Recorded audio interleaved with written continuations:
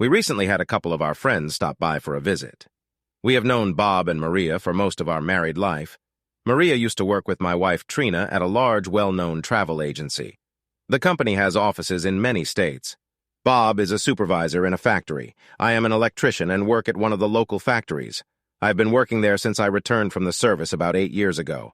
The four of us were watching an old movie called Same Time Next Year, which was about a man and a woman who had been lovers for many years. They were both married, but not to each other.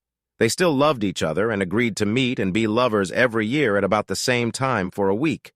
The rest of the time, they would live normal lives with their spouses and families. Our wives cried at the end of one of the novels when the couple had to go home to their families. "What nonsense," I said. "They're both cheating on their families and you both think it's so sad.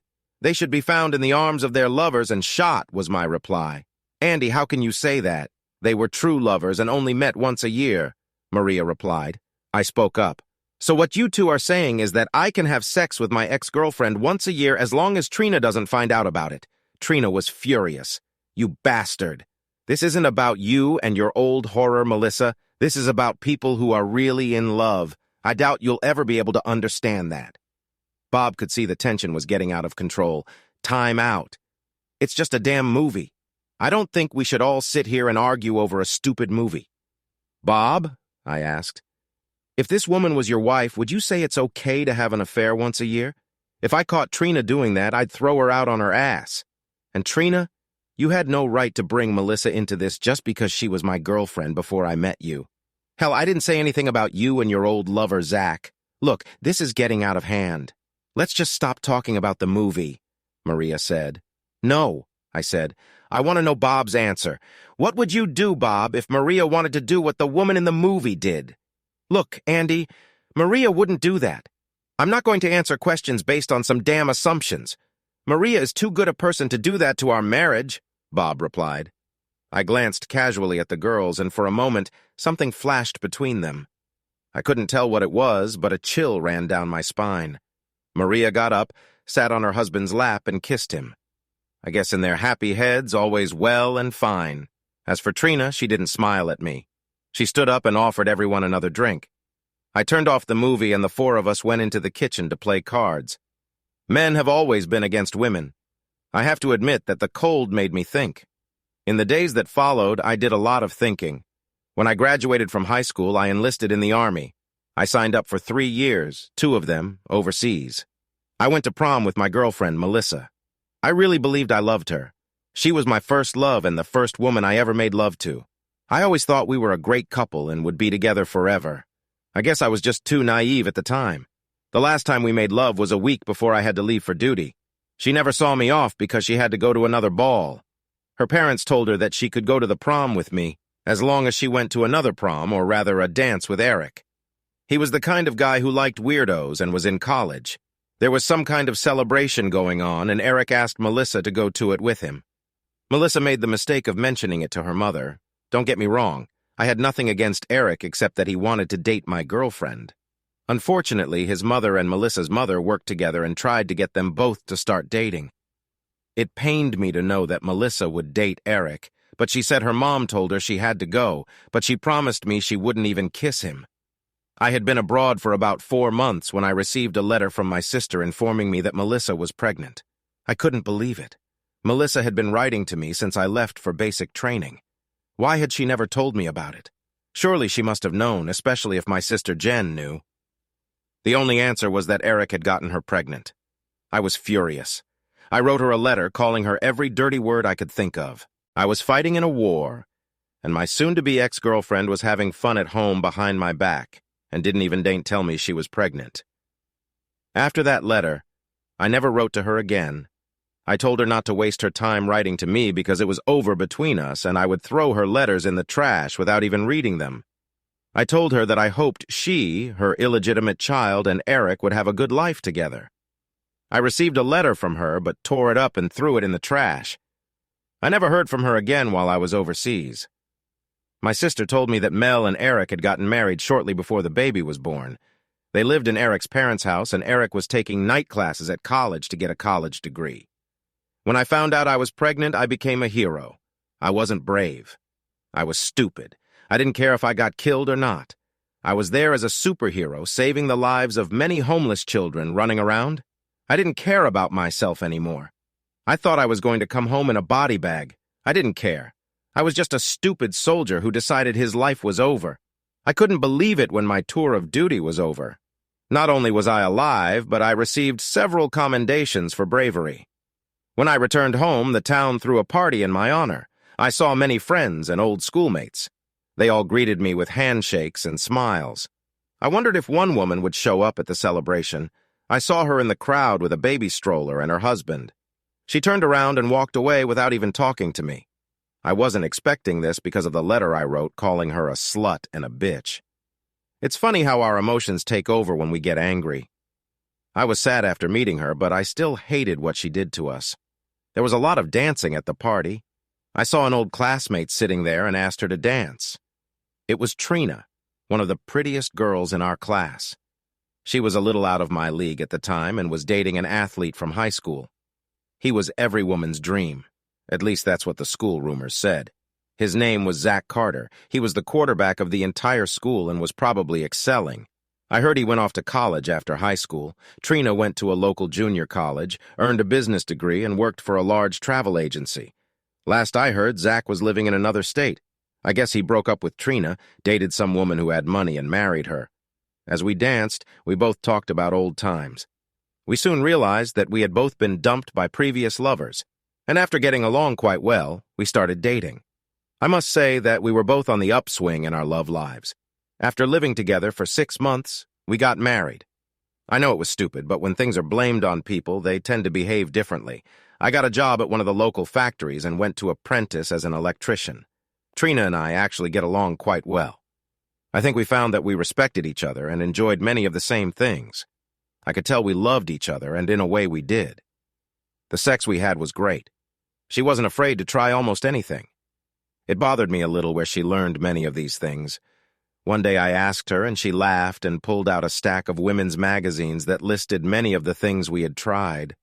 Our real feelings were more like love, but it was a better relationship than many people we knew. Life was pleasant, and we went out with all kinds of friends. One day, when we were walking with Bob and Maria, Trina asked me if I wanted to go to a conference that her travel agency was organizing. Andy, every 2 years our travel agency holds a convention in a different state where we have offices. Last time it was here in Ohio, and this time it was in Florida. It's usually the first or second week of May. They let us bring our spouses with us, even though it's nothing more than a meeting. And they show us the latest tourist destinations and things like that. Would you like to go ask Trina? Honey, I don't want to use a week's vacation in May to go to meetings. Can any of the other employees in your office go with you? I'll go, Maria said. Bob can't go, and he won't want to.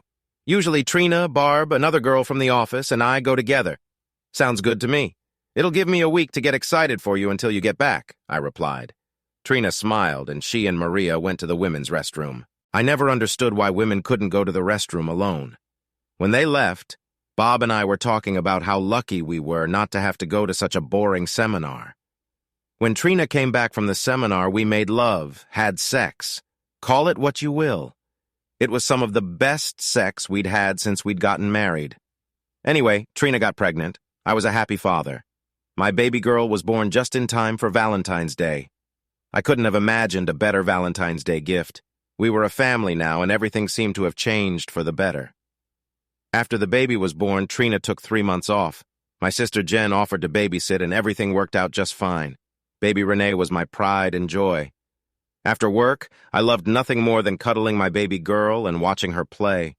The only thing that disturbed my little world was Trina and I fighting. For some reason, she was always throwing Melissa at me. Of course, I threw Zach back at her. It was really stupid to fight over 2 people who were no longer a part of our lives. But when we're angry, we have a tendency to bring up the past. One day, when I got home before Trina did, I asked Jen if she had ever seen Melissa. Every now and then, I see her at the grocery store. She has the cutest little girl she named Andrea. I know you don't want me to talk about her, but she loves her daughter even though she doesn't seem happy. I don't know why, Jen said. Well, next time you see her, tell her I have a daughter too. That's rude, Andy. I'm not saying anything like that. Trina walked in a few minutes later, and we realized we'd better change the subject. For some reason, I couldn't just forget about Melissa. Maybe because deep down, I still cared for her. Maybe because she was my first love. I wonder if other people have similar feelings about their first love. Do we ever relive them? Was Trina able to get over Zach? When it comes to first love, there's always something to think about. Time flew by, and it was time for Trina to leave for another seminar. I really didn't want to go, and neither did Bob. Besides, I had a little 2-year-old daughter to take care of. At least that's how I explained it to Trina. She and Maria went out with her other girlfriend. When she got home, we had great sex again. I thought about telling her to go more often. Every time she came home, the sex was always the best. Again, about 2 months later, she found out she was pregnant. 7 months later, our second daughter was born. We named her Ashley. Valentine's Day was starting to become a pretty good day in our house. Life went on. We lived ordinary lives and fought. The funny thing is, the longer we were married, the less we had in common. I often wondered if we would have divorced if it weren't for my 2 sweet daughters, Renee and Ashley. I finally got my electrician's license. It meant more time to work, but also more money. I used to spend my free time with the girls. I realized that soon they would grow up. I wanted to spend as much time with them as possible. Trina and I got along, but it wasn't like love. I know I keep saying this, but I felt like we were just doing our chores. It seemed like most of my friends had similar marriages. We all looked alike from the outside, but behind closed doors, we were like 2 strangers living in the same house. I tried to joke and banter with Trina a few times, but it usually ended in some sort of argument. When she was planning her next workshop, I told her I would go with her. I thought it would strengthen our marriage if I took more interest in her work. At first, she seemed excited that I was going, but after a couple days, she calmed down a bit. A few days after that, Bob called me and asked if I wanted to go to Canada and fish with him while the girls were at the seminar. I tried to explain to him that I had told Trina that I would go with her. Believe me, Bob, I'd rather fish than go to a travel seminar. Just tell Trina, I'm sure she'll understand. I've already got the cabin booked, or I'd change the date. I go fishing every time Maria goes to a seminar. This year, one of the guys couldn't make it, and we had a vacancy. Maria was the one who suggested I contact you. Please, at least mention it to Trina, Bob replied. I was sitting on the floor playing with the girls when Trina came home. The first thing she did was talk about the fishing trip. I think Maria had mentioned it. Andy, she said, I know about the fishing trip to Canada. I think you should go. Really, Trina? I promised you I'd go to the seminar with you. Look, Andy, this is the first vacation you've had since you finished your course and became an electrician. You've earned it, and I'm not going to take it away from you and make you sit through a bunch of meetings. Call Bob and tell him to make room for you in the car. She smiled at me. I couldn't believe how sweet she was. I told her I would get back to our usual sexcapade when she got back from her trip. I quickly got up and called Bob. Trina screwed me that night, too. Maybe she's changed. The fishing was great. It was just what I needed to get away and relax for the best part of the week. My sister watched the kids while we were both away. I asked her to keep them an extra night so Trina and I could indulge in some sexual pleasure. Jen just laughed and said she would see me the next day. I had Trina lying on the bed and making love to her. Well, more like rough sex, minutes after she walked in the door. I remember telling her that we were going to try to conceive a boy that night. I don't remember how many times we did it that night, but it led to our 3rd pregnancy. Andrew Jr. was born the following February. All 3 of our children were born within 1 day of each other in February. Right after Andy Jr. was born, I had a vasectomy. I decided we had 2 daughters and a son and told Trina that 3 kids was enough and I wasn't going to use condoms. She didn't seem happy or upset. Of course, why would she be happy? Surely she thought 3 kids were enough too. About a year after Andy was born, Jen told me that Melissa wanted to talk to me privately. What about Jen? What could she possibly want after all these years? I don't know. She filed for divorce from Eric, but I don't know if that's it or not. She seems scared. I think she needs to talk to you. You realize Trina will get really mad if I talk to Melissa? She's never really liked her. I probably elevated her too much years ago. I know I'd be pissed if I found Trina talking to Zach. Hell, I don't even know where he lives. Look, Andy, the last thing I want to do is interfere with your marriage. Maybe you can call her from my house or even meet her there once. We don't talk about sex, just talk. I've always liked her, and I know she wouldn't ask you to talk unless it was really important. The next day, I went to Melissa's house at Jen's house. I felt like I was doing something wrong just by going there. One part of me kept telling me to go home, and the other part of me wanted to see Mel again. Now I was struggling with my thoughts on whether I was doing the right thing. I stopped in front of Jen's house and sat there for a minute, trying to gather my thoughts and wondering what I should say. I felt like a nervous child as I got out of the car and walked to the door. I rang the doorbell.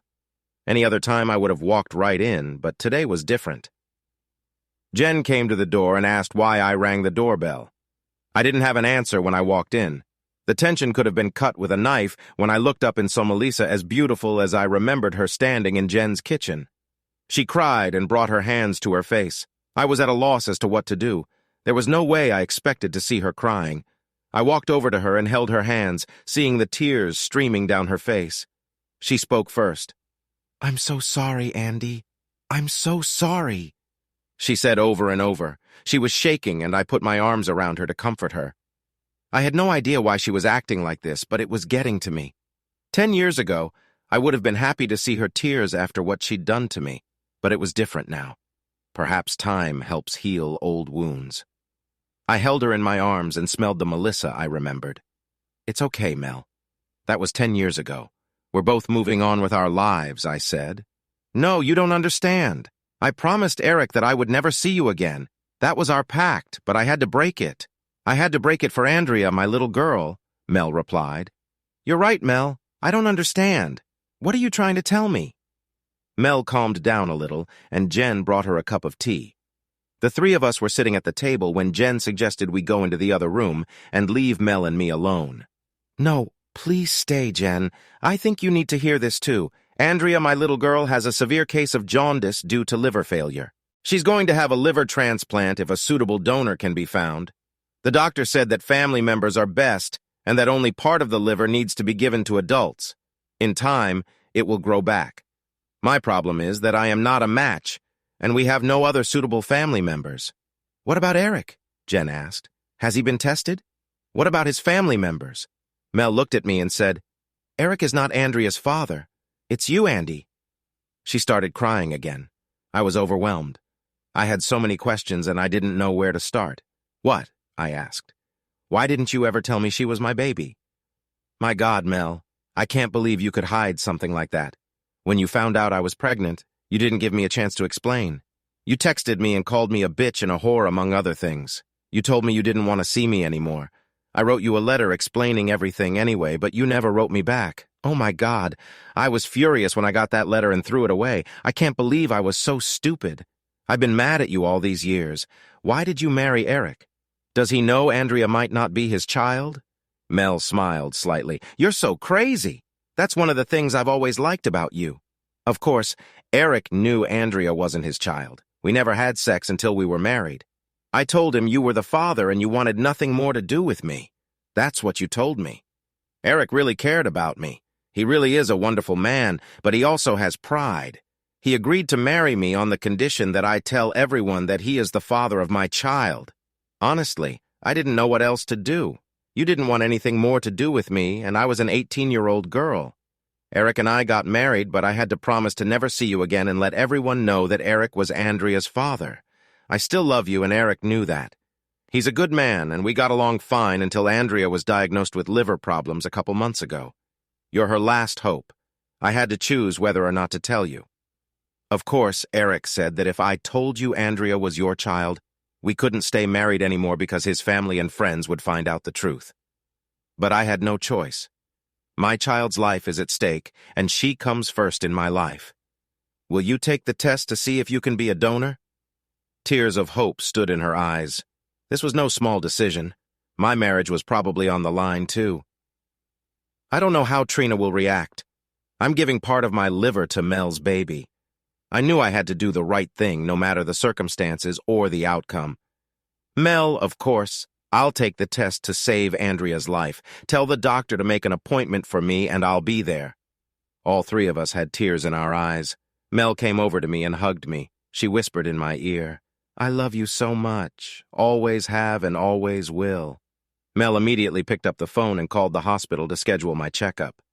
I was scheduled for Monday. I figured that would give me a day or so to break the news to Trina. I guess I really was between a hammer and anvil. I believed Mel when she told me Andrea was my daughter. When I took the test, I would know for sure and she would gain nothing and lose a lot by lying to me. I hugged Jen and Mel and headed home very confused. Learning that Andrea was my daughter threw me into a state of confusion. I had a child who was 10 years old and I had never even met her. The woman I'd always loved was back in my life. I had a wife who despised my ex-girlfriend and I had 3 other children at home. If I hadn't been so young, I probably would have had a heart attack. I was playing with the kids when Trina came home. It was hard to tell what mood she was in because it changed so often. I decided to wait a little while before talking to her. I knew she was about to burst into tears, and I didn't want the kids to see it happen. They had already seen their mother and me fighting too often. On Sunday, I took the kids to my mom's house. I told Trina I'd be back in a few minutes, that I had something to discuss with her. When I got back, she jumped on me. "What's so damn important we can't discuss in front of the kids?" Trina asked. "I talked to Melissa yesterday, and you and I have a lot to discuss." Trina interrupted me. "What? You went and saw her. Why? She's missing her home and she wanted you to help her? That's enough, Trina. This is very serious and I need to talk to you about it. Mel's daughter has jaundice and she needs a liver transplant or she's going to die. What does this have to do with us? I feel sorry for the girl, but there's nothing we can do. Why would she want to tell you about this?" Trina looked a little more concerned, but I knew she was wondering why Mel had called me. Mel said the girl needs part of an adult's liver to survive, and the closest chances of a match are with family members. Don't tell me she claims you're the baby's father. Do you believe her? Yeah, she called to tell me I'm the father of a little girl. Honestly, Trina, I didn't realize the little girl needs a transplant, and I'm going to see if I can help her. I have an appointment tomorrow to see if I'm a good fit. What about our family? Have you thought about them? What if something goes wrong or that you need time to recover? Have you thought about us? Trina looked more angry than concerned. She had a right to be angry. It was just dumped on us, but the fact remained that Andrea needed help to survive. Look, the realization that I can save a little girl's life and the fact that she could very well be my daughter leaves me no choice. I have to do it no matter what you say. You bastard. You put your girlfriend and her daughter before your own family. You are a poor excuse for a man and a father. I'm going to pretend you said that out of anger. If our children needed a transplant, I would support them, and you know it. Tomorrow, I'll know from the test results if Mel's girl is my daughter, and if she is, I'll do everything I can to save her. I will also be involved in her life, whether you like it or not. I just hope you can stop your hate and try to understand. For your information, Andrew, I'm against it. You may love her, but she's not related to me, and I don't care what happens to her. I have children of my own to worry about.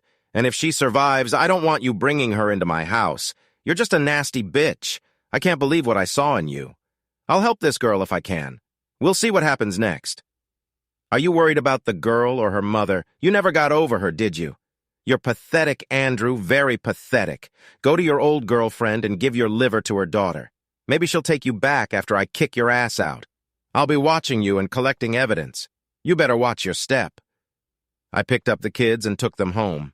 Trina came later and hardly spoke to me. I knew that life was going to be hell from here on out.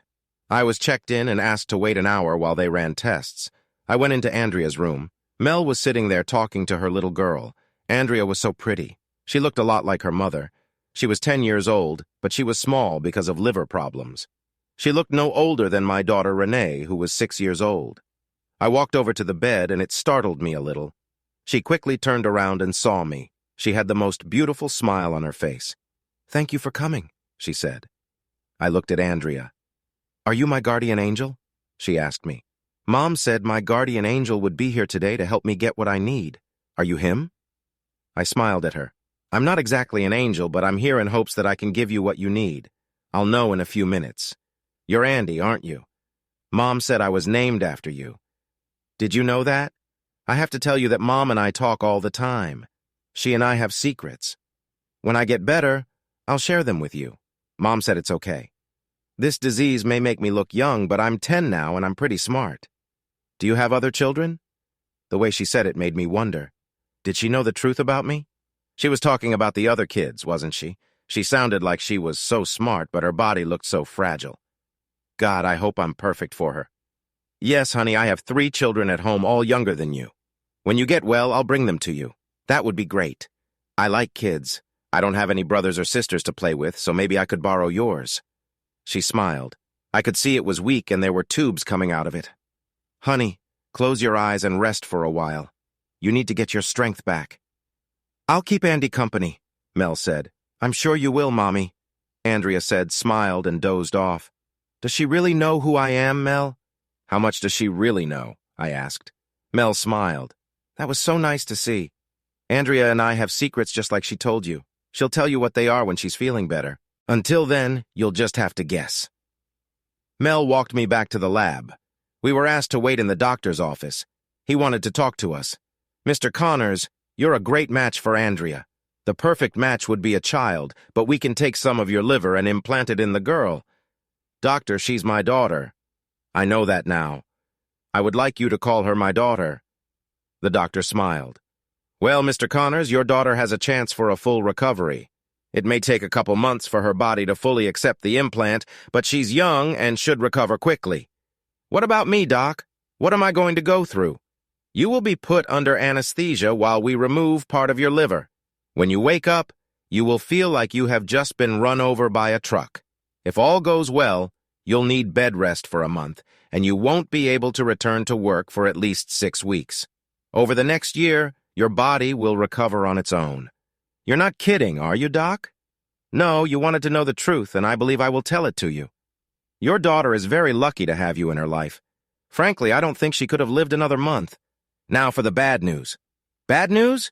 You mean you just told me good news? The doctor laughed. Yes, that was the good news. The bad news is that we need to operate as soon as possible. I was hoping you could come in tomorrow morning for surgery. Tomorrow, Doc? Let's start on Wednesday. Tomorrow I will need to come into work and take sick leave. I need you to provide me with all the necessary paperwork, especially if I'm going to be away from work for a while. Agreed Wednesday.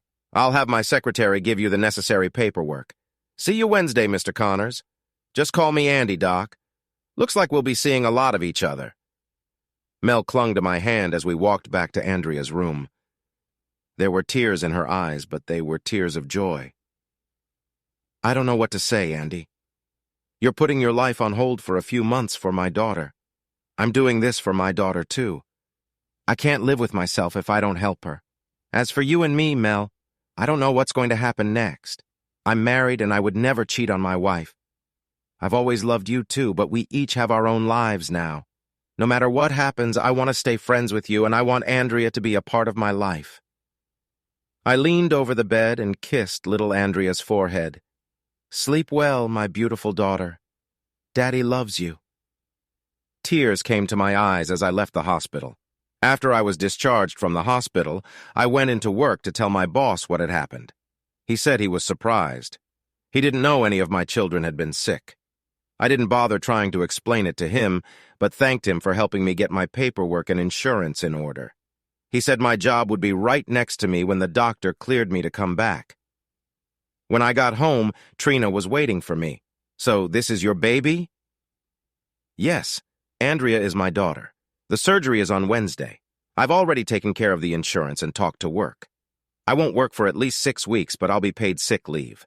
So you're really going to go through with this. What about your kids? Are you going to tell them about your second child? Our children are 2, 4, and 6 years old. If I told them I could save another child's life, they would be smart enough to tell me I was doing the right thing. They know I'll always be there for them. I'll talk to them tonight so they know why they won't see me for a while. Jen said she will help you in any way she can until I get home. Oh yes, your wonderful sister Jen will be there. You know, she can be a pain in the... Sometimes. Don't say that. Don't be so stupid as to speak ill of my sister. She's like a second mother to our kids, and you know it. If you don't need her help, just call her and tell her what a pain in your ass she is. I'm sure she'll leave you alone. Trina fell silent and went into the other room. I called the 2 girls over to talk to them. Andy Jr. came in too, but he had no idea what we were talking about. I told the kids that they had an older sister from another mother and that she was very sick. I tried my best to explain to them what was going on. The girls were almost crying. Save her, Daddy. You have to help her if you can, Renee replied. I will, sweetheart. I won't be home for a few days until I feel better. I'll call you and talk to you every day until I get home. When your sister is better, I'll take you to see her, and Jen will help take care of you while I'm gone. I want you to be good for her and Mommy, okay? We'll be good, Daddy. We promise. On Wednesday, I went to the hospital. Before going into the room, I looked in on Andrea for a moment. She was nervous, but smiling. Hey, Andy, glad you could make it. I couldn't have done it without you. I think she had a little bit of me in her. She was a sweet, caring girl. I'd only known her for a couple days, but I was so proud of her. I turned around and Mel was standing there shaking nervously. It's going to be okay, Mel. Andrea's ready and so am I. She leaned forward and kissed me. I mean, a real love kiss. Thank you, Andy. I'll never forget what you do for our daughter. I looked back at Andrea and realized that she had heard what her mom had just said. She just smiled at me as if to say, "Thank you, Daddy." I went to my room and began to prepare for surgery. When I woke up after the surgery, I remember the doctor telling me how I would feel. He wasn't lying. I felt terrible. A nurse came in, smiled at me, and ran her little tests. I told her how I felt, and she increased the dose of painkiller. I looked around the room, but no one was there. I knew Mel would be with her daughter, but I hoped Trina would change her mind and come to me. I was asleep, and when I woke up, I heard voices. It was my sister Jen and Mel. "Hey, little brother, how are you feeling?" "You look like shit," she laughed. We always teased each other. She was as good a sister as one could ever have. She was married, but she didn't have kids. I don't know why we just didn't talk about it. "Jen, please don't make me laugh. It hurts like hell. How did it go? Is Andrea going to be okay?" Mel says it's too early to tell, but the doctor is very optimistic. He said the surgery went well, and now all we have to do is pray that her body will accept the liver. He'll take my liver. I don't give my body parts to just anyone. I started laughing. "Oh, that hurts. I can't even laugh without it hurting. Andy, I am forever indebted to you for what you did. You saved my daughter's life. Our daughter's life. She is still my daughter, even though we are not married. I will look forward to seeing her regularly. My children can't wait to meet their big sister." "What about Trina?" I tried to talk to her a few times, but she always walked away from me. I just wanted to be friends, but she'd say no way. I wish we could all be friends, but it doesn't seem like that's going to happen. I really hope Andrea gets closer to your other children. Trina never told me she was talking to you. Never. As for Andrea, I'm bringing my children to see her. They told me they can't wait to see her, and they also asked that she get better. I promised them I would do that. The three of us talked for a while, after which the doctor came in to see me. Jen and Mel said they would meet me later. I talked to the doctor, and he informed me about the state of my health and Andrea's. Even though I felt lousy, I called home to talk to the kids.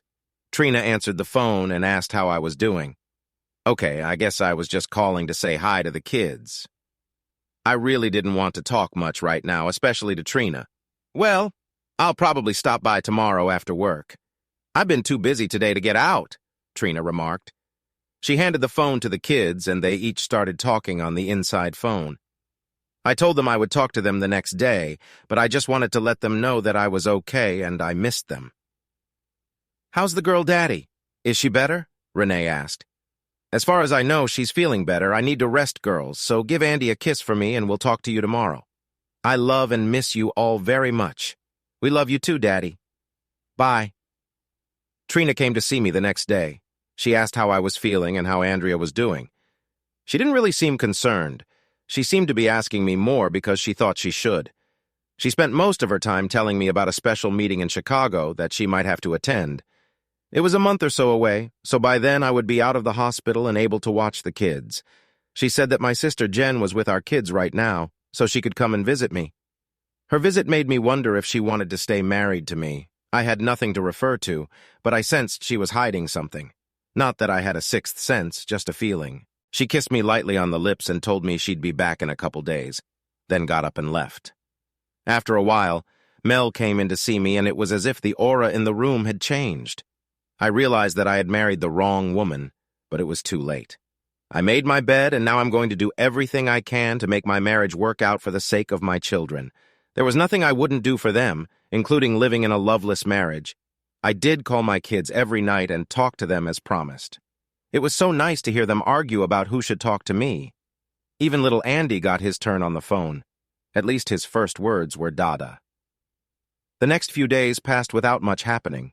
Trina stopped by, and so did my sister Jen. Of course, Mel stopped by all the time. She pretty much lived in the hospital between seeing Andrea and me. I knew I would miss her when I got out of the hospital, but I had to try to fix my marriage. A few more days went by, and I had a few visitors from work and, of course, my mom. She said she was there for me when they took me out of the ICU, but I came out like a light. Mom was there for me every day after the surgery. She never talked about it, just visited Andrea and told me I had done everything right. I could tell by the look on her face that she, too, accepted Andrea as her granddaughter. She didn't need to tell me that. That's how grandmothers talk about their grandchildren. I asked Mel about Erica and her impending divorce. He's moving to California. You know, he's always been kind of a geek, but a good geek. He's a wonderful person, and I'm going to miss him. We agreed to stay friends. He really likes computers and said he found a job in Silicon Valley. He'll make a good husband for the right woman someday. It's just not me. What exactly do you do for a living, Mel? How are you going to survive? Like I said, Eric is a computer wizard. He installed my computer for me. I run a home-based business doing billing for several medical facilities. I set my own work schedule just as long as the work gets done on time. Eric and I made an agreement where he leaves me the house and furnishings. Of course, I'll still pay. We each have our own car, so that's not a problem. We'll split our savings after the credit cards are paid off. There will be no support. It wouldn't be right for him to pay for someone else's child if we're not married. Her eyes watered. It was out of respect for Eric. Later that evening, Eric came to visit me. I was completely surprised. I didn't know what to say. I hope he doesn't want to fight, because in that case, he would definitely win. Andy, I just came by to say thank you. Thank you. I don't understand. You saved Andrea's life. You will realize she is the sweetest girl, and I will miss her. I'm leaving for California tomorrow. I just talked to the doctors, and Andrea's body seems to have accepted your liver. She's starting to get her color back. Eric, maybe you and Mel can work things out. I know she respects you. Andy, let's not kid each other. If she loved me as much as she loves you, I would have happily stayed after her. I played second fiddle for almost 10 years hoping she'd leave you, but she never did and probably never will. We had a good marriage, but I want my wife to love me, not just respect me. Can you understand that? We don't fight, and we do everything together, but her heart belongs to you. I can't live like this anymore, especially since everyone will know Andrea is not my daughter by blood. So take care of my family. Don't worry about me. Computers are my first love, and I'll be in Silicon Valley. Thanks again, old boy, for giving Andrea another chance at life. You're a really good person. Eric, I'm so sorry. I really don't know what to say. What about Andrea? I know she's going to miss you. You're the only father she's ever known. I have to say that our relationship with Mel was based on respect. We decided from the beginning that my name would not be on the birth certificate. Under my father's name, she put your name and said you were overseas, so your signature was not needed. I know Mel and Andrea have been communicating, and they have their secrets. I think she knows about you and Mel. I'm sure she will miss me as much as I miss her. That's why she needs you in her life. She needs a father figure in her life. Why shouldn't he be her real father? Thank you again, and take care of them. They will need you both. Before I could say anything, Eric turned and walked out the door. I lay there thinking about how complicated my life had become. At home, I had a wife, a good marriage, and 3 wonderful children. On the other side was an ex-girlfriend and a daughter I had just donated a kidney to. God, not the best situation I was in, I thought. Soon I was able to go home. I was not allowed to lift anything over 5 pounds. My girls understood, but Andy didn't know any better and wanted to be held in my arms. At least he was content to climb in next to me and sit on the better couch. My girls were like 2 little mommies waiting at my heels. Trina left for work every day, and when she came home, we were pleasant to each other. Jen stopped by every day for a couple hours to see if I needed anything. She was very helpful to me. I also talked to my mom every day to keep her updated on my condition. She took my 3 kids every couple days so I could get some rest. I was recovering well, but I didn't want to overwork myself. The first week I was home, I didn't call Mel directly. Jen would stop by the hospital or call Mel to see how Andrea was doing. She was going to be in the hospital for another week. The doctor was surprised at how well she was doing. Her skin color was back and she was gaining weight. He was very optimistic about her condition. After Andrea was sent home to recuperate, my girls wanted to meet her. I still wasn't allowed to drive, so we all got in the van and Jen drove us to Mel's. I wasn't sure about driving there, but with Jen and the kids, I figured it shouldn't be a problem. Mel's house was beautiful. It was well furnished and clean. I told the children that Andrea was a sick girl, so they should be quiet. Mel smiled when she saw my children. She introduced herself and said they could call her Mel. She led the two girls into Andrea's bedroom and introduced a smiling Andrea to them. I was surprised when I saw her. She no longer had jaundice, a yellowish color caused by liver problems, but had a beautiful, clear complexion. "Hi," Andrea said, "I'm your big sister." Well, big sister anyway. She smiled as she saw that Renee was almost as tall as herself. "Don't I have a little brother? Where is he?" Andrea asked. Jen walked into the room holding little Andy in her arms. "You were looking for this little guy?" Jen replied. I couldn't believe what Andrea said next. I know I'll never forget it. The things that come out of kids' mouths. "Hi, my sweet brother from the other mom. I'm your big sister Andrea." Andy smiled. Jen sat him on the bed and he crawled over and sat next to his new big sister. Tears came to my eyes. I couldn't help it. But I wasn't alone when I looked over and saw Mel and Jen smiling too. I now knew that Andrea had been informed that I was her birth father. We spent the next couple of hours with the kids, letting them enjoy each other's company. The kids were upset when we told them that we had to leave and that Andrea needed a rest. The girls said they wouldn't leave unless I promised them they could come back again. Of course, I told them that they would see each other often. As we were leaving, I realized that I was going to have to pay for it that night when I told Trina we were going to Mel's. No sooner had Trina walked through the door than the girls informed her that they had met their big sister today. At least Trina had the good sense not to start yelling at me before the kids went to bed. They called me every name they could think of. I tried to explain that nothing had happened and Jen was there with me. Of course, Trina accused me of Jen lying for me and to cover up the affair. My God, Trina, why can't you believe we can just be friends? I've never cheated on you and I never will. My family is too important to me to have an affair. And then you accused me of Jen lying for me. Trust me, Jen would never tolerate infidelity, not even from her brother. I told you the kids wanted to get to know each other and had a good time. Why are you looking so glum? Not everyone wants to cheat on their spouse. I promise you I won't. She yelled some more and we went to bed. We still slept together and I tried to lie next to Trina, but she wouldn't do it. Over time, everything healed pretty well. The doctor told me to wait another month before returning to work. I called the plant and let them know about it. Trina reminded me about her trip to Chicago in a couple weeks. She would be gone for a whole week. I figured I wouldn't have a problem with the babysitter. Now I could pick Andy up and he was happy. The next week, our friends Bob and Maria came over to watch a movie and play cards. The girls chose the movie same time next year.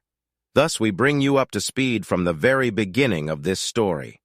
As I mentioned at the very beginning, something happened between Maria and Mel. I kept thinking about the way they were looking at each other. I saw Trina whisper something to Maria before she and Bob left. I knew something was wrong, but I wasn't sure what. Things hadn't been good between us since the surgery. We hadn't made love in a long time. I decided to give it a try. At first, she pushed my hand away, but I kept trying. "Are you ready?" she asked. "You're going away for a week, and I don't want to wait for you to come back." And yes, finally we had sex. I often wonder why her lovemaking doesn't carry over into our daily lives. Only during sex does she seem loving. The next morning she went to work and I cleaned up the house, something I didn't often help with. There were folded clothes on the dresser and I was putting them away in a drawer. I noticed a package of birth control pills.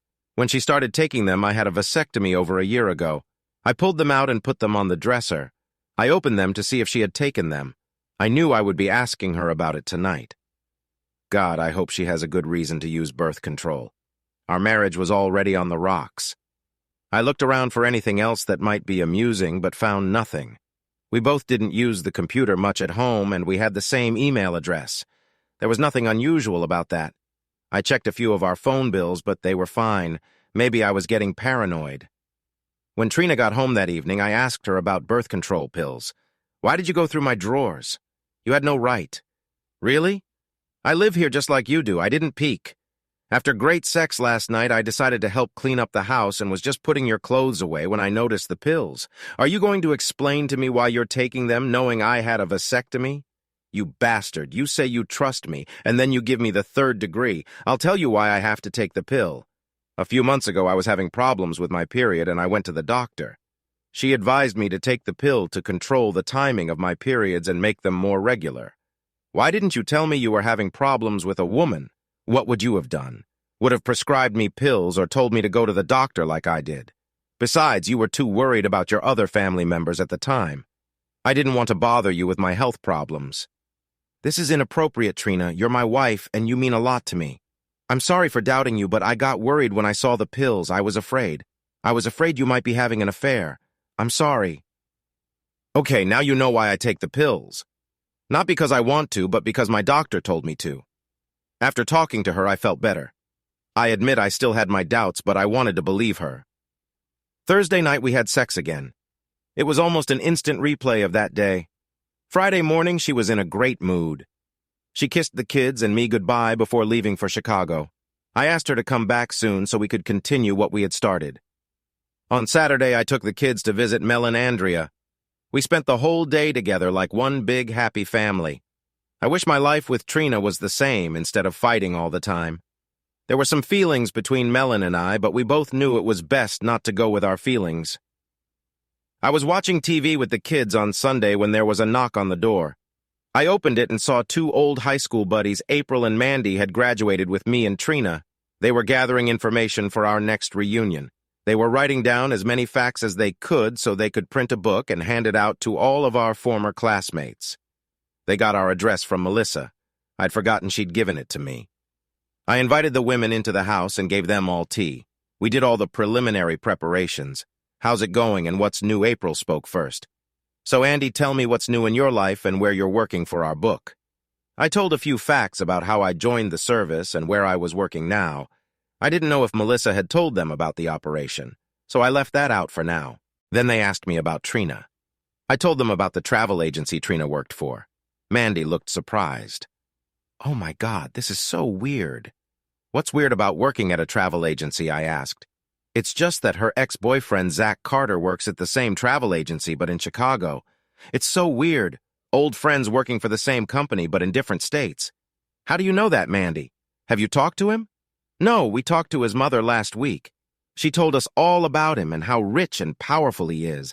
I remember in high school, all the girls wanted to date him. His mom says he's still in great shape and works out every day. Can I get a copy of his profile? I think Trina would love to get in touch with him. I didn't need the information for Trina. I wanted it for myself. I was starting to smell a rat, a very large rat. I had a feeling Trina knew everything about Zach, but only firsthand. Sure, Andy, I have an extra copy of his profile, but you'll probably have a hard time contacting him. Why? His wife is an Illinois state senator, like Zach's mom said. You'll probably have to get an inspection to see them, Mandy laughed. I laughed with them. I was burning up inside. After I got Zach's character reference, I said goodbye to my former classmates. I wondered if I should call Bob to chat and see if he knew anything about Zach. But I decided not to. I didn't want to implicate Maria in case I needed information from her. Instead, I called Trina's room in Chicago. The phone rang 5 times before Trina answered. She seemed to be breathing heavily. Hi, she said. Well, hello, dear wife. How are you this fine morning? Why are you calling me Andy? We said you should never call unless it's an emergency. Are the kids okay? The kids are fine, but their father is a little pissed off. Why did you call Andy? I don't have time for your silly games. It's Sunday. You don't have meetings on Sunday, do you? Oh, I forgot. You're having one of your secret meetings with Zach right now. Did I interrupt your sex? I'm so sorry. That's enough, Andy. I've heard enough of your nonsense. We'll talk about it when I get home next week. You stupid bitch. I can hear him in the background. I'm going to hang up the phone, Andy. We'll talk about it when I get home. Talk to me now or I'll burn the damn house down. I could hear Zach in the background whispering with Trina. That stupid asshole didn't have the sense to keep his voice down. Why don't you tell your boyfriend to shut up or I'll finish this conversation with his wife, Senator? Please, Andy, don't call her. I heard her say something to Zach. Zach, get your hands off me. He knows you're here. We can't hide it anymore. He's going to call your wife if I don't talk to him right now. How long have you been seeing him? Since you won't answer me, I'm guessing about 7 years now. No wonder you come home and want sex. You couldn't get rid of him, or maybe you wanted to have a baby with him and cover it up by sleeping with me. Please, Andy, I can't think right now. Please, let's talk later. Whose children am I raising, my own or your lover's? Answer me. Whose children am I raising? Please, Andy, I don't know. I honestly don't know. Wow, honesty is not one of your qualities. Gee, I may have to sue my lover for 6 years of child support. I'm sure the senator will want to support my children. Please don't say that. How the hell am I supposed to talk? I've been as honest with you as I could be. I promised never to cheat on you, and I never did, even though you blamed me for our entire married life. On the other hand, you've been having fun with that asshole behind my back for at least 7 years. How the hell am I supposed to tell you about this? Andy, I don't know what to say right now. We'll talk when I get home. The only thing we're going to do when you get home is file a divorce and get the kids tested so your damn lover can claim father's rights. Now go back and enjoy your boyfriend. Just so you know, if the kids pass the test and turn out to be mine, I'll take them away from you. No, you can't take my kids away from me. I hung up the phone. I needed more information. I called Bob. He was back from a fishing trip. He was usually only gone for a few days. Bob, Andy here. I lost Trina's room number and thought you might have Maria's number. He handed it to me and asked if there were any problems. No problem. I just wanted to ask her something. Okay, thanks, Bob. I called Maria's room and she answered. Hi, Maria. It's Andy. Andy, Trina isn't here right now. I can have her call you. Cut the crap, Maria. I know where she is, who she's with, and what she's doing. I don't know what you're talking about. I knew she was trying to call my bluff, but I wasn't bluffing. Room 804, is that Carter? Now answer some questions, or I'll ask your husband, Bob. Are you trying to blackmail me? Blackmail? Hell no. I just figured that if Trina had an affair for 7 years and you covered for her, you might have gotten a little something on the side yourself. Either you tell me what I want to know, or I'll tell Bob about Trina, and you can talk to him about why you were hiding it. What do you want to know, Andy? So you had sex with Bob, too. You have an ex-boyfriend, too? Please don't tell Bob. I did it the first 2 times, and I felt so guilty that I don't stay in the same room with Trina anymore. It was a big mistake, and I sincerely regret it. Who was that with Maria? Please, Andy, I told you I did it, and I'm sorry about it. It was some friend of Zach's. I want to forget about it. Don't tell Bob. Tell me everything you know about Trina and Zach, and I promise I won't tell Bob about our conversation. Okay, I'll trust you. You don't have a choice, but I keep my promises. Trina found out that Zach worked at the same agency. She started having an affair with him. As far as I know, it was only at these seminars. What she said about him, and I'll know if you're lying and our deal will be off. She said she always loved him and made a mistake marrying you. I'm sorry, Andy, but you said you wanted to know the truth. She couldn't wait for the seminars to be with him. They hardly ever went to meetings, and they stayed in their room most of the time and went out to dinner. What about my children, Maria? Tell me what you know. Oh my God, Andy, I don't know what to say. She was hoping that all 3 kids were Zach's. It was her way of getting even with you. It didn't make any sense. I never understood why she wanted you to raise Zach's kids. So my kids are actually Zach's. I don't know. She always hoped they would be, but as far as I know, she really doesn't know.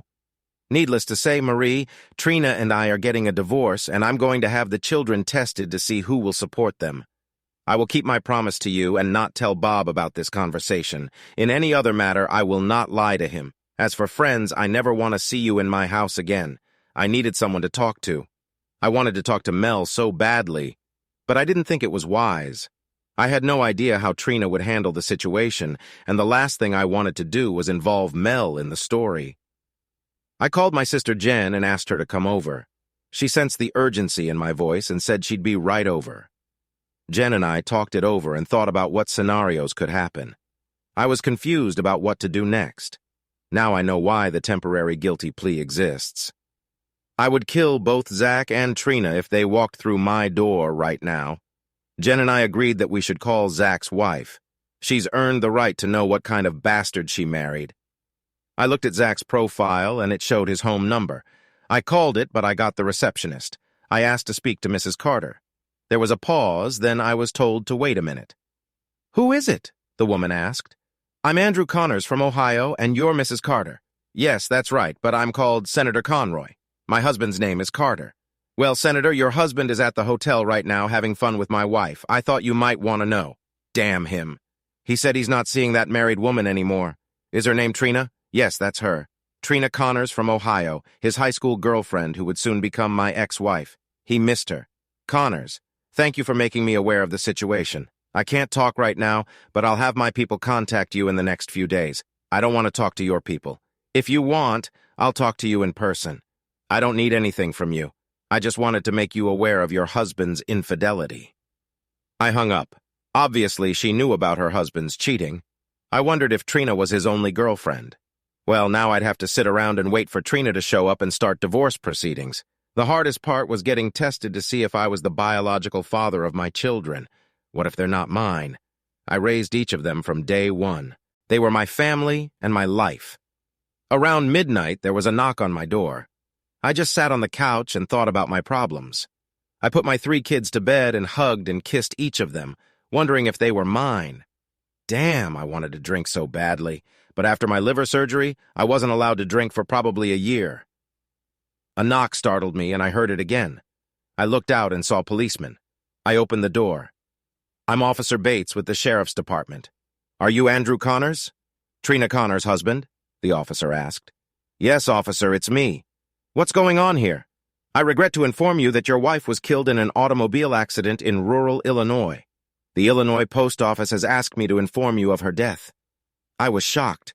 One moment I hated her to the core and wanted to kill her, and now she was dead. I couldn't believe what I had just heard.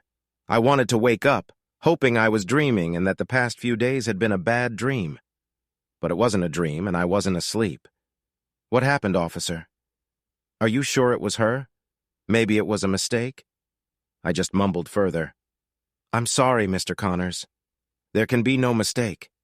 It was an automobile accident, and they both died. According to the report I received, their car went off the road over an embankment and hit a tree. Both passengers died on the spot. You said they. The other person in the car was Maria. No, sir, that was that Carter. Did you know him? I was stunned. I thought it was probably Trina and Maria coming home early, but it wasn't. That meant she was still spending the afternoon and evening with Zach even after talking to me. I knew I had to answer the officer. Yes, he was from the company's Chicago office. I haven't seen him for several years. What time did the accident happen? About 7 o'clock, give or take a few minutes. It took us a while to gather the information and contact you. Again, Mr. Connors, I'm sorry you were the one who had to report this, but we wanted you to be one of the first to know. If you contact the Chicago Sheriff's Office tomorrow, they may be able to tell you more. Good night, sir. Thank you, officer, I said as I closed the door. In that moment, I became numb. I felt hate, loss, love, disgust, and even fear. Fear of what to do next. I had 3 small children sleeping soundly, and tomorrow I had to tell them that their mom had been murdered. I couldn't sleep, and I didn't want to call anyone at this time of day. I knew that tomorrow was going to be one of the worst days of my life. I had to face reality. Trina was dead, and I had 3 children to take care of that might not even be mine. I wouldn't wish that situation on anyone. I must have dozed off in my chair, and at 7 in the morning, I was awakened by the telephone. The caller ID said personal call. I answered it. Mr. Andrew Connors, a voice said. Yes, that's him. Who's calling? 1 second, sir, the voice said. Then I heard the female voice I'd heard yesterday. Mr. Connors, this is Senator Janice Conroy. Under the circumstances, I'd prefer to be called by my first name. I know you've been informed of the accident. I'm very sorry for your loss, but I need to talk to you. I need a big favor. Mrs. Conroy, you lost your husband, too. I know the situation is not going to be the best for either of us. What kind of service do you need? Can you not mention the affair between my husband and your wife? I know it will sound bad, but it will ruin my political future. There is nothing I can do right now to change the situation, but it will ruin my life. So you want me to lie and say it didn't happen? No, of course not. I just don't want you to talk about this affair in the press. You're going to get a few calls. I can take care of it from this side and let it go quietly, but I know someone will be looking for a story here. It's not going to be good for either of us. Mrs. Conroy, I won't interfere with personal matters if you will do 2 things for me. What do you want? I'll do it if I can. I want a real account of this accident, the one the high-ranking people are hiding. I also need a copy of Zach's DNA. You know what that's for? I'll do my best. I'll be expecting him shortly after the funeral. Please don't take me for some kind of swagger. I want to know no. I need to know the truth at all costs. I'll get you what you want. I just hope you'll be a man of your word and keep the affair a secret. I always keep my promises, Janice, always. Good. Then I'll get the reports to you as soon as possible and thank you. I hung up the phone and made coffee. I knew it was early, but I called Jan and told her about the accident. It took her by surprise, but she said she'd be right over. My mom and dad were always up early, so I let them know about it too. Now for the hard part, I called Trina's mom and dad. Her dad picked up the phone and I told him the sad news. I explained as best I could and told him that she and Zach had just gone out to dinner and Zach was taking her to the hotel when the accident happened. They asked me to keep in touch with them, and of course, I said I would. My kids got up. I made them breakfast, and after Jen showed up, we took the 3 kids into the living room and told them the very sad news. Renee Ashley, you're going to have to be very brave. Mom's dead and she's not coming home. Tears came to their eyes and they began to cry. Of course, when little Andy saw his sisters crying, he started crying too. It was the hardest thing to watch my children cry. I hugged each of them and let them cry. I tried to be strong for them, but I was crying myself too. I held the girls and Jen held Andy. We did our best to answer their questions. There was a knock on the door and Jen called out, "Come in!" It was Mel. "I'm so sorry to hear what happened." She and Andrea were both crying. Ashley ran over to Mel and climbed into her lap while Mel sat down and gently rocked my youngest daughter. Andrea sat next to her mother. "How did you know?" I asked Mel. Jen spoke up. "I called her after you called me. I hope you don't mind." "Of course not. I was just surprised." When the kids had calmed down a bit, Andrea offered to take them to their rooms and play games with them. It was a godsend because shortly after they left for their room, the phone rang. It was journalists and reporters. They all said the same thing. "We have some questions."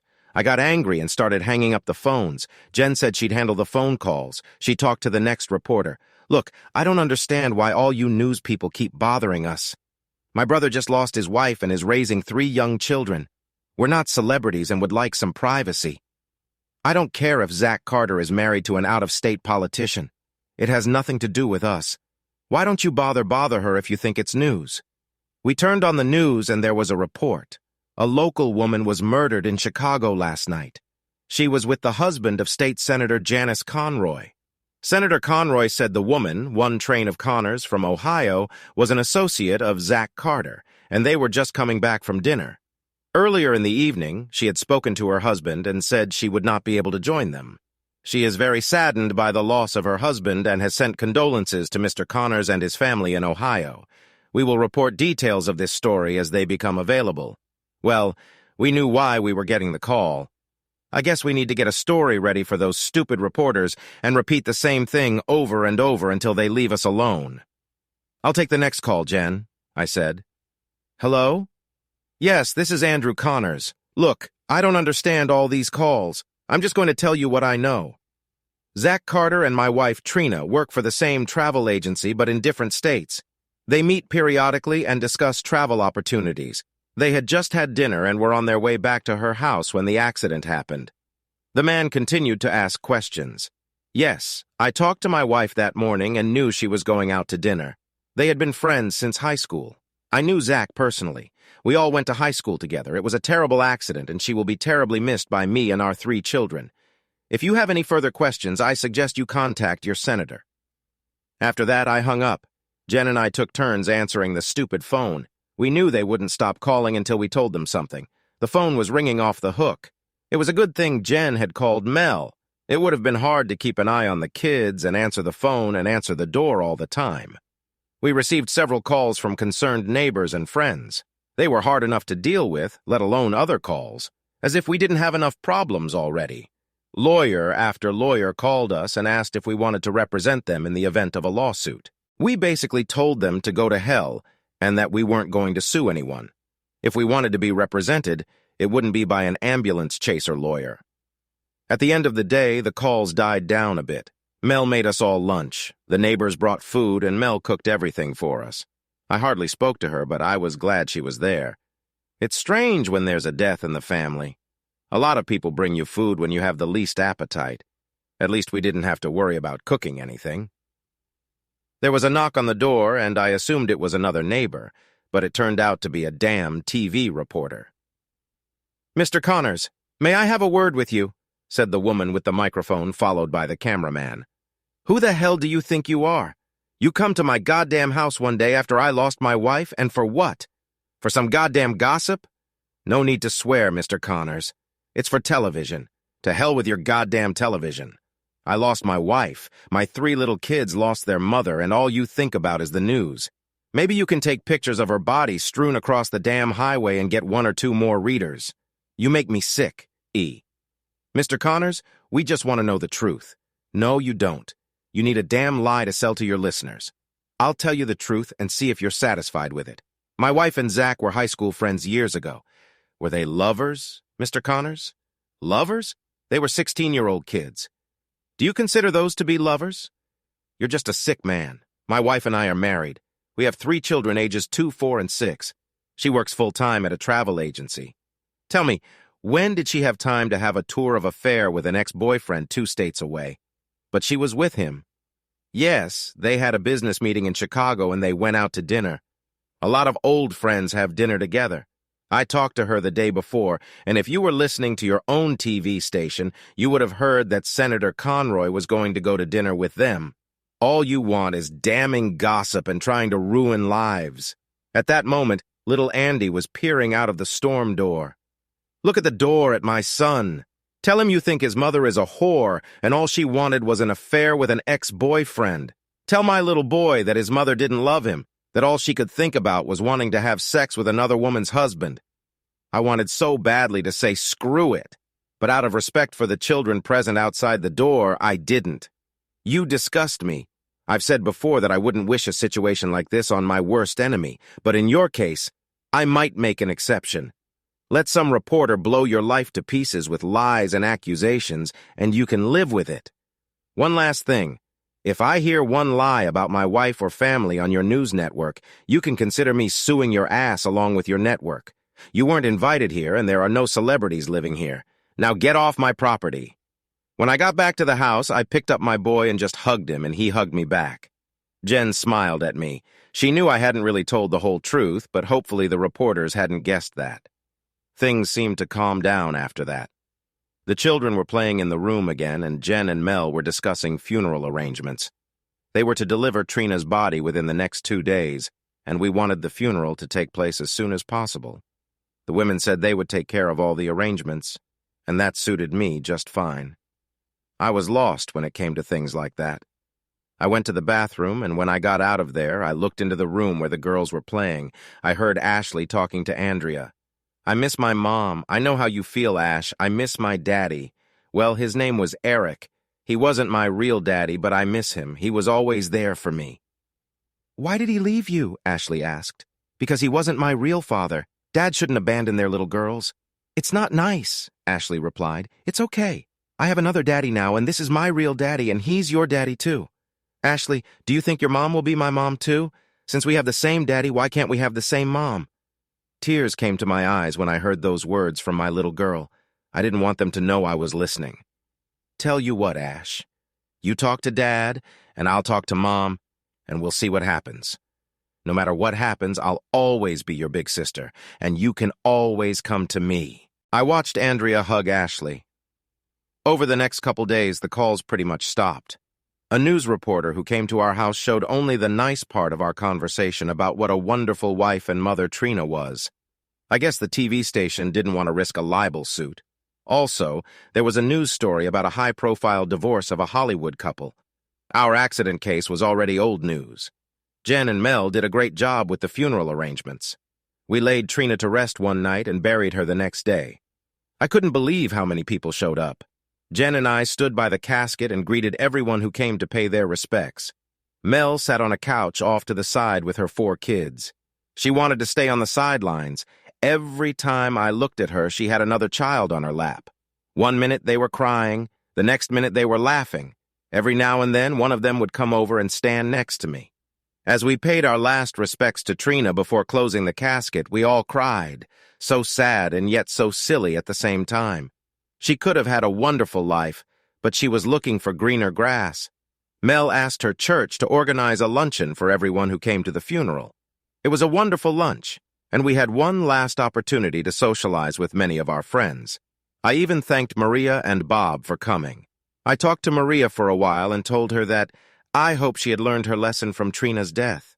She had a good man, and she should do everything she can to save her marriage. She hugged me and thanked me for keeping our secret. I really hoped she would learn from Trina's mistake.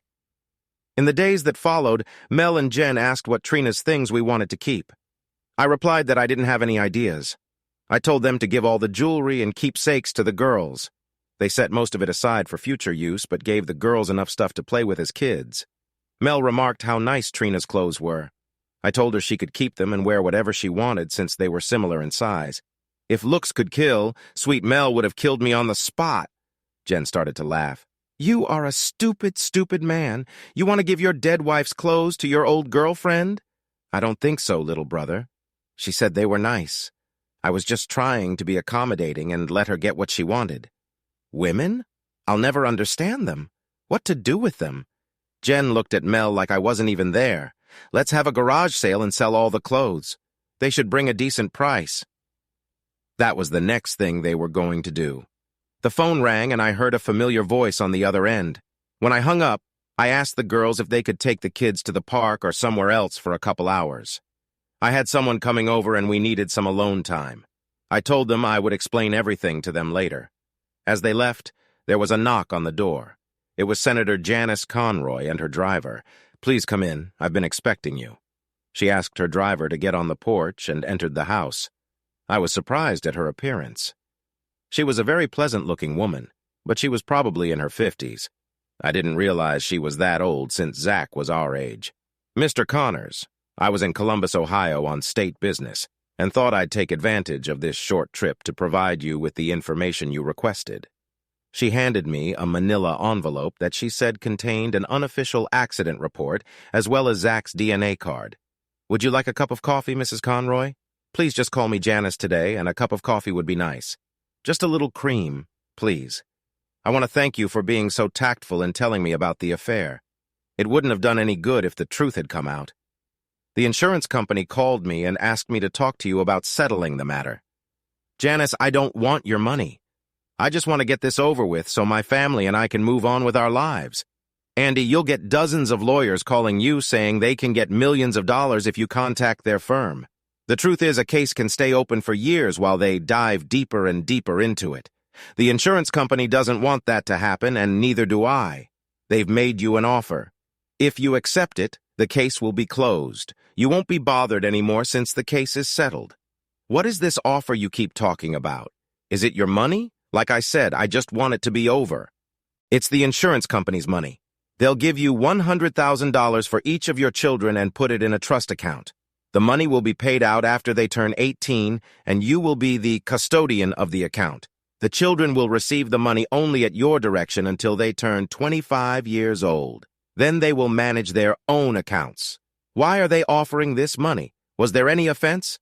No. It's just that everyone is obsessed with the courts these days. It's easier to sue someone than it is to look for a job. This will just close the account. They'll also pay for all the medical expenses after the accident, hospital bills, ambulance bills, and other expenses. So you'll get $300,000 plus medical payments. That's $400,000 plus medical. I have 4 children, not 3. My second daughter lives with her mother, but if I agree to this, she should get her share too. I'm sorry I didn't know about that. I'll make sure you have enough for all 4 kids. So if we're done, I'd like... Janice, this may be the last time I see you. Can you tell me about you and Zach and why you let it go on after you found out? I think so. You deserve to know. I met Zach when he was in college. He was a tough, gruff guy. I was asked to teach a political science class, and we became friends. As you can see, I'm 25 years older than Zach. At first, it was fun to be with a young man and teach him about love. I know you've heard of trophy wives. Well, Zach was my trophy husband. I had this handsome stud on hand at all my parties. At first, Zach liked being the center of attention, but when he realized it was about me and not him, he became uncomfortable. He asked me to buy him a travel agency. I bought it and owned it. He used to run it. He took courses in the travel industry because he needed something to specialize in. Why didn't he divorce you and go about his business? Money and power. I had both. He had neither. I gave him everything he wanted within reason. There was nothing in his name, not even the car he wrecked. If he'd left me at any point, he'd have nothing left. People get used to the life he led. He met your wife at one of the conferences about 7 or so years ago. A few years later, I found out they were together, and I gave him an ultimatum. Either he stops his games, especially with a married woman, or I'll make sure he never does it again. He seemed to have stopped, or at least hid it well until I heard from you. For your information, he had other mistresses. Most of them could either be bought or scared off. I didn't know how to approach your wife since he seemed to see her once every couple years. What will the report say to me? I feel with every bone in my body that it wasn't fair play. According to unofficial reports, Zach had a stick bitten off. The witness said the black SUV struck Zach's vehicle in the rear quarter, causing it to spin and spin out of control. It then flew over an embankment, flipped many times, and came to a stop, hitting a tree. The official report states that the witness was far behind the other vehicles and was unsure if he was hit by the SUV or not. Janice, did you kill them? Personally, I don't. There are forces above me and I can't speak for them, nor do I want to know. I did love Zach in my own way. In a way, he was my boy toy and he was fun to be with. Well, Andrew Connors, this may be the last time we speak. The report you have has the names removed, so just in case it falls into the wrong hands, we'll be protected. Again, I'm sorry for your loss and will take those insurance documents to you tomorrow. Thank you for being considerate. After Janice left, I opened the envelope and the report was just as she said it would be. Trina really was a slut for Zach. I now knew where she had learned the different ways of making love and who she was thinking about at that moment. It wasn't me. The other report contained complete information about Zach's DNA. Janice had indeed kept her promises. I had to wonder if she had anything to do with the accident. Maybe I'd better never find out. When everyone came back, I told the girls who my guest was. They were surprised when I told them who it was. I explained that we had an agreement and that the senator had taken the time to honor her side. The girls asked to read the report. Are you guys sure you really want to read this? I know you're women and curious, but this is some pretty deep shit. You're not going to like what you read. Mal looked at me. Andy, since I care about you, I'm going to forget about being curious. You can't ride this train through life alone. You have to be able to share with someone if you suddenly need to talk about it. She smiled sweetly at me after that. When they read the report, they were saddened. Like me, they hoped that maybe Trina would feel remorse after talking to me this morning. I told them some of what Janice Conroy had shared with me. My sister Jen said, I know it's awful, but maybe Trina's death is God's providence. How much worse it would have been if it had continued if the children were at the center of it all. I knew she was right, only she said it out loud. That was Jen, never afraid to speak her mind. After she left, I sat at my desk reading the report again and looking at Zach's DNA. Mel sat down at the table next to me. What are you going to do with that? She pointed to Zach's DNA report. I have an appointment at the clinic tomorrow to take tests and find out if Zach is the biological father. Don't do it, Andy. For your sake and for the sake of the kids, don't do it. I have to know, Mel. I have to know. Why? Why is this so important right now? Zach is dead. Trina is dead, and nothing good will come from that knowledge. What if you're not the biological father? What are you going to do? Give up the kids, send them to an orphanage, raise them with anger in your heart? Please, Andy, listen to me. You're their father. You've been there for every one of them from day one. You delivered their babies, changed their dirty diapers, but most of all, you have always been there for them. You are the one they call Daddy, not someone else. Don't let those thoughts into their mind and heart. Please promise me you'll think about it, Andy. Think about your children. Okay, I'll think about it tonight. If we go, I'll stop by tomorrow when we're done. Mel kissed me lightly on the lips. It felt so good. She called Andrea and they went home.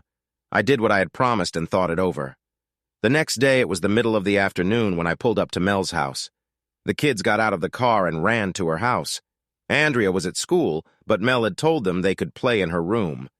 Renee was supposed to be at school, but I had already canceled her the day before. You did it, didn't you, muttered Mel. I'm sorry, but I promised the kids, I replied. What, you did it for the kids? What are you talking about? I promised the kids that I would take them to McDonald's for lunch, and I'm keeping my promises. She smiled. So you didn't follow through? Well, you know, different thing, not lunch. No, I thought about what you said. They are my children and always will be. I want to keep it that way. So what happens now? I sat on the couch and Mel came over and sat on my lap. After the funeral, we were the closest we'd been aside from the occasional kiss. It was so nice to be around her. She was a wonderful woman. You'll grieve for a while. We'll start dating and then you'll ask me to marry you. I'll say yes and we'll live happily ever after just like in a fairy tale. The most beautiful smile appeared on her face. I smiled too. What if I don't want to marry you? What then? Then I'll just live with you. I already lost you once. It won't happen again. Besides, I've heard that babies talk. They like me. You know that, and I love them. How about sex? Are you good? I started laughing. Honey, it's not just going to be sex with you. It's going to be love, and it's going to be great. Mel was laughing now, too. About that time, Andrea came home from school. She saw Mel sitting on my lap and started smiling. Andrea shouted to the rest of the kids, Renee, Ashley, Andy, come here quickly. There's something you need to see. Mel stayed where she was, not moving an inch. The children came in. The last one, of course, was Andy. They smiled at Mel. Ashley spoke first. Does that mean you're going to be our mom since our mom is dead? With tears in her eyes, Mel got off my lap, walked over to Ashley, knelt down and hugged her. Sweetheart, I would love to be your mom. Your other mom will always be with you in your heart, and I will be here to take care of you. Andy wanted a hug too, so he walked over and Mel hugged the baby. Renee came up to me. Daddy, when are you getting married and where are we going to live? Well, honey, first I want to make sure you kids want us to get married. Of course there is, Dad. What a silly question. We already love Mel and your Andrea's dad. We just want to know where we're going to live. Honey, I haven't even asked Mel to marry me yet. Well, do it, Daddy. Do it right now. All the kids started yelling, do it, Daddy. Even little Andy. I laughed and Mel almost cried. I walked over to her and took her hand as she stood up. I knelt down in front of her and said, Mel, my children and I all love you. Will you be their mom and my wife? I have to buy you a ring to make it official. I wasn't planning on doing it today, but I can't think of a better time and better witnesses. Before I could finish, the kids are already saying, answer him, Mommy. Answer him. The funny thing is that even before she answered, the kids started calling her Mommy. How much longer do I have to think about this, kids? After all, it's a big step. Mel replied with a smile on her face. Just a minute, Mom, Andrea replied. We both know you've wanted this your whole life. Oops, there goes another secret. Andrea looked back and smiled at me. Mel tried to look serious, but she wasn't very good at it. After careful consideration, I decided to say, yes, I will marry you, Andrew Connors. The kids were jumping up and down and saying, kiss her, Daddy. Kiss her and seal the deal. I did.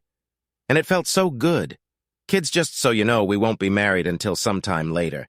We have a lot to do first, but we will see each other almost every day, Mel replied. She didn't want to explain to her children about waiting after death, but she told them they could call her mom if they wanted to. After the kids went back to Andrea's room to play, I looked over at a smiling male. That went well, she laughed. If we're going to date, are we going to have sex? If so, can we do it on the first date, I asked. For you, honey, anytime you want. We don't even need a date. Saying that, she walked over to the phone and called my sister Jen. What was that? I asked. Jen is coming over to take the kids to the movies. They wanted to see a children's movie called Happy Feet, and Jen is going to take them. Honey, I have a question for you. Are you and I going to stay here and close the deal we made earlier? Before I could say anything, she called the kids back into the room. Kids, Aunt Jen and Uncle Ralph are coming to take you all to Happy Feet. The kids started jumping up and down. Daddy and I have some things to do, but we'll be here when you get back. Be good for Aunt Jen and Uncle Ralph. Do you hear me? Yes, Mom, we can all hear you, replied a smiling Andrea. Jen and Ralph showed up a few minutes later.